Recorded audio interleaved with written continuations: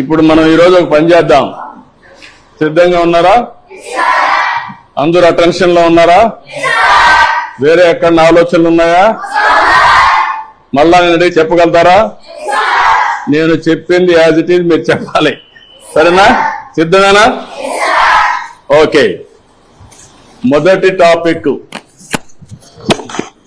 ఎవరన్నా హోంవర్క్ చేసుకొని వచ్చారా? చదువుకున్నారా ఈ సబ్జెక్టు? అయితే నేను బ్రీఫ్ గా చెప్తాను. చెప్పిన తర్వాత మీరు ఏదైనా అడిగితే సమాధానం కూడా చెప్పాలి. చెప్తారు కదా? ఓకే. మొదటి సబ్జెక్ట్ వచ్చి మనకు వనరుల గురించి మనకు ఒక చిన్న కథ. మోనా రాజు తమ ఇంటిని శుభ్రపరుస్తూ వాళ్ళ తల్లితో గడుపుతా ఉంటారు.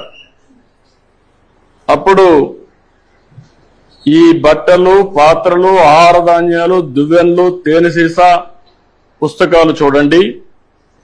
వీటిలో ప్రతి ఒక్క దానికి ఉపయోగం ఉంటుంది అనింది. ఎవరు? మోనా చెప్పింది. అందుకే అవి ముఖ్యమైనవి.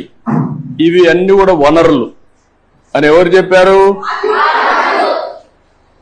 అది అయిన తర్వాత వనరులు అంటే ఏంటి అని రాజు వాళ్ళ అమ్మని అడిగాడు.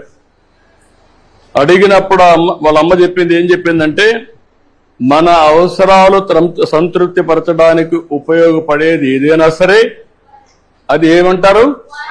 వనరులు అంటారు. మీ చుట్టూ ఒకసారి పరిశీలిస్తే అనేక వనరులు మీరు గమనించవచ్చు. తాగేదానికి ఏం కావాలంటాం? తాగినప్పుడు దాహం వేసింది, ఏం చేస్తారు మీరు? వాటర్ తాగుతారు.